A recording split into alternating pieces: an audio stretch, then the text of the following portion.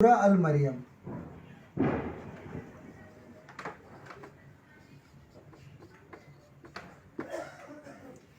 तो क्या है दोस्तों, ये सूरा अल मरियम मोहम्मद को जब 615 में मक्का से जब इनका बाइकआउट कर दिया गया, जब इनका आर्थिक बहिष्कार कर दिया गया, उस समय एक ऐसी स्थिति हुई कि इनको जीने खाने के लिए इनको वो शहर छोड़ना पड़ा और इनको अपने साथियों के साथ भागना पड़ा। कहाँ? मदीना। इथोपिया।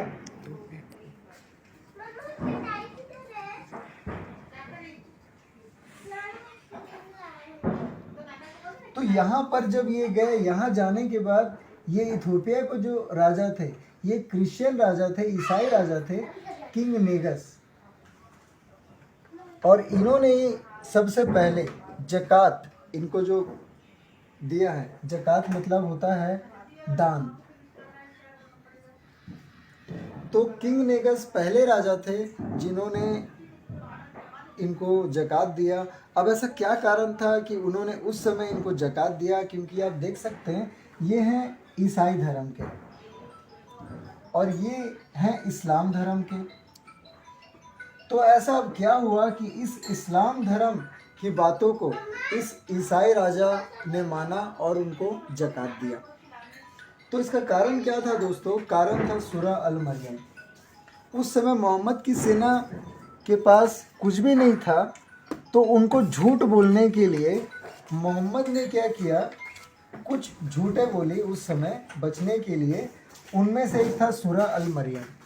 इसमें इन्होंने क्रिश्चियन धर्म के सभी बातों को अंगीकार किया, उनके सभी चीज़ों से हाँ में हाँ मिलाया और ये कहा कि हाँ बिल्कुल, आपके जितने भी भगवान हैं, आपके जितने भी प्रॉफिट्स हैं, जितने भी गॉड्स हैं, वो हमारे भी भगवान हैं।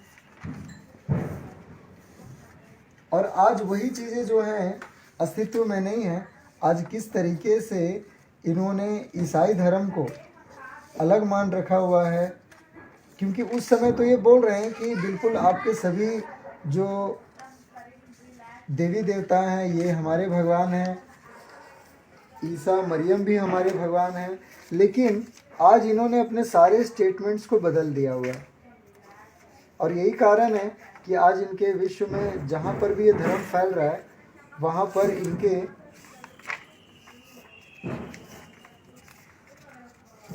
ये दोस्तों आप देख सकते हैं कि कुरान में किन किन शब्दों का कितनी बार वर्णन हुआ है। गुलामों से शादी करने का, मूर्ति पूजकों का, जो जन्नत में जो इनको मिलेंगी उन सब चीज़ों का, हलाल जो मैं आपको बता रहा था किस तरीके से।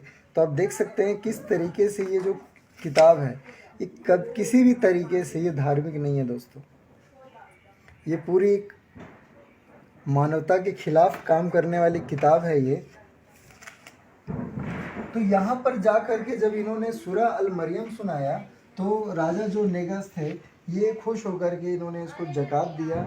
जकात देने के बाद इन्होंने उनको वहाँ पर व्यापार करने के लिए भी अनुमति दी। और बाद में इन्हीं का ही इतिहास आप देखेंगे तो बाद में इन्होंने जब 622 में जब ये मक्का पहुँच गया और मक्का से फिर जब इनको भगाया गया और भगाने के बाद जब ये वापस मक्का में हमला करने लगे तो उस दौरान आप देखेंगे कि यहाँ से जीतने के बाद 625 से 628 के बाद जो बाइजीन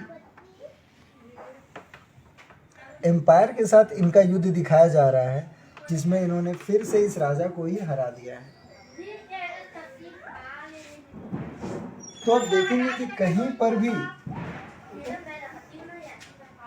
ये विश्वास के पात्र नहीं है, विश्वास के योग्य नहीं है, क्योंकि जिस राजा ने इनको अपने समय में काफ़ी सारी मदद की थी उस राजा को भी इन्होंने क्या किया, हरा दिया। अब देखेंगे अब उस समय जो ट्राइब्स बने हुए थे, इसको समझना बहुत इम्पोर्टेंट है ये ट्राइब्स को, कि ये बानू खुराजिया ट्राइब्स क्या है, ये बानू खराज ट्राइब क्या है, ये बानू औस ट्राइब क्या है, ये बानू नादिर ट्राइब क्या था और ये बानू खुयानकू ट्राइब क्या है करके।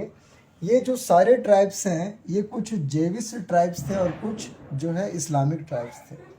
इनके बारे में हम अगले चैप्टर में एक्सप्लेन करेंगे।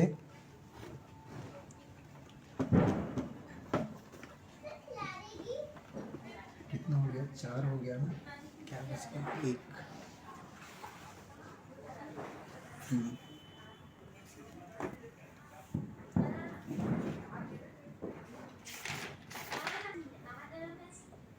कितना मिनट का हो गया?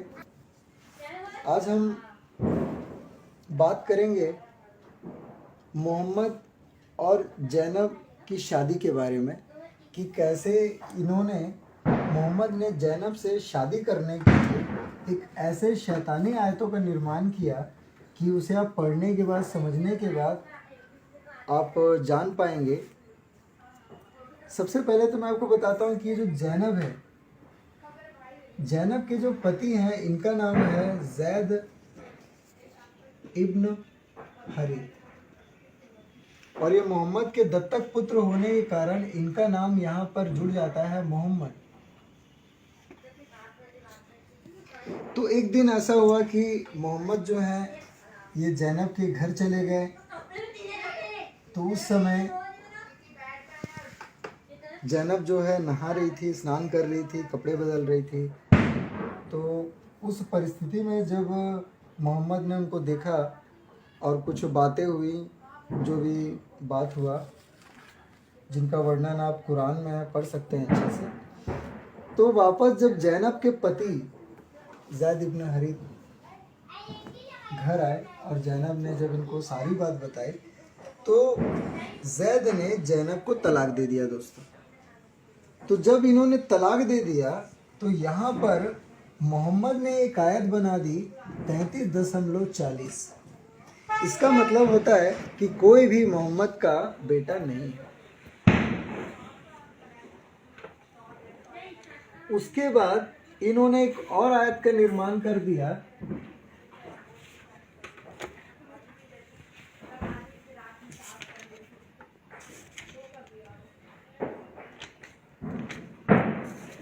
(33.49) इद्दा। इद्दा का अर्थ होता है अगर किसी व्यक्ति ने किसी महिला को तलाक दे दिया है तो जो भी इद्दा पीरियड है उनका, वो पीरियड कंप्लीट होने के बाद वो शादी कर सकती है। अब इसके बाद इनको ये लगा मोहम्मद को कि अब कोई मेरे जैसा जो है, अब मैं इनके घर मत चला जाए। तो इन्होंने एक और आयत का निर्माण कर दिया, आयत नंबर 33.53, जिसमें इन्होंने कहा है o you who believe enter not the prophet house. मतलब आप जो भी लोग प्रॉफिट पर भरोसा करते हो, यकीन करते हो, वो प्रॉफिट के घर मत आना। उसके बाद अब इनको और भी डाउट होने लगा कि चलो ठीक है, अब तो कोई प्रॉफिट के घर आएगा नहीं आएगा, लेकिन अब कहीं इनके औरतें किसी के इश्क में ना पड़ जाएं, किसी के प्रेम में ना पड़ जाए। तो इन्होंने एक और आयत बना दी, वही कहलाती है बुर्खा प्रथा, आयत नंबर 33.59, जिसमें ये बताया गया है कि आपको जो है अपने जो O prophet, tell your wives and your daughters and the women of the believers to draw their cloaks all over their bodies। तो इसमें ये बताया गया है किस तरीके से बुर्का पहनना है, किस तरीके से अपने को ढकना है, छुपाना है। उसके बाद फिर मोहम्मद को ये लगा कि ये तो फिर बहुत ज़्यादा ज़्यादती है लोगों से, कि अपने जो घर की औरतें हैं उनको इतनी सारी मतलब जंजीरों में बांध देना। तो फिर उन्होंने एक और आयतें बनाई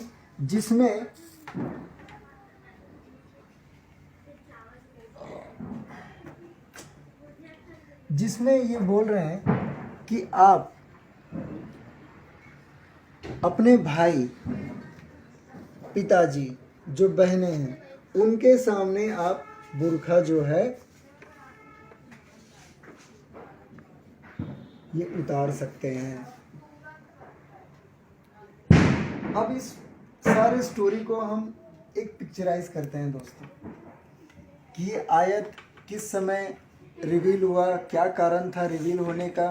और जैसे हमने इसके पहले के जो 4 और आयतें थे, अल बकरा, अल मैदा, उनका रिलेशन समझा, किस तरीके से ये दोनों आयतें बनाई गई। उसी प्रकार से हमने जो अल मरियम आयत को समझा कि किस तरीके से ये भी जो आयत है इसको बनाया गया था अपने स्वार्थ के लिए, धर्म प्रचार के लिए। तो ये बुर्खा प्रथा को हम समझेंगे कि बुर्खा प्रथा का निर्माण कैसे हुआ, उसका जन्म कैसे हुआ, क्या कारण था कि जैनब जो है इन्होंने मोहम्मद से शादी कर ली और जैद इब्न हरीथ बाद में ये बैटल ऑफ उहुद में मारा गया। जैद इब्न हरीथ। तो दोस्तों, इन सारे आयतों को पढ़ने के बाद यहाँ पर एक और आयत है, आयत नंबर 33.33। इसमें मोहम्मद साहब जो है खजूर खान ये बता रहे हैं कि किसी भी महिला को पवित्र होने के लिए जो भी उनको कर्म करने हैं, इस आयत को के माध्यम से वो पवित्र हो जाती हैं। फिर वो जब महिला पवित्र हो जाती हैं फिर वो तलाक भी ले लेती हैं। फिर जब उनका तलाक हो जाता है तो उनका शादी भी हो जाता है। और जब उनका शादी हो जाता है तो प्रॉफिट के घर आना जाना भी मना हो जाता है। और जब प्रॉफिट के घर आना जाना मना हो जाता है तो बुर्खा प्रथा भी आ जाती है। और जब बुर्खा प्रथा आ जाती है और जब कई सारी जो पाबंदियां आ जाती हैं तो घर में उन लोगों के खिलाफ, मतलब उन लोगों के साथ जो आपके भाई हैं या जो आपकी बहनें हैं, जो आपकी संतानें हैं, वहाँ पर आप जो है बुर्खा को खोल सकते हैं। तो ये किस तरीके से आप देख सकते हैं, ये एक मैन मेड रिलीजन है जो इस आदमी ने बनाया हुआ है। और किस तरीके से आज ये किताब जो है आज विश्व में इतनी अशांति का जो कारण बन रही है।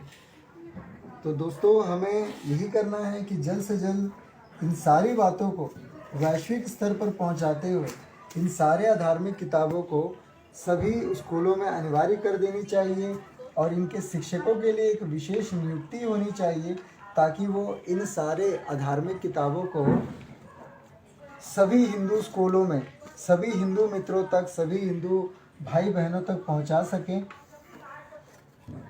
और इनके झूठ को ज़्यादा से ज़्यादा लोगों तक पहुंचाया जा सके। जय श्री राम।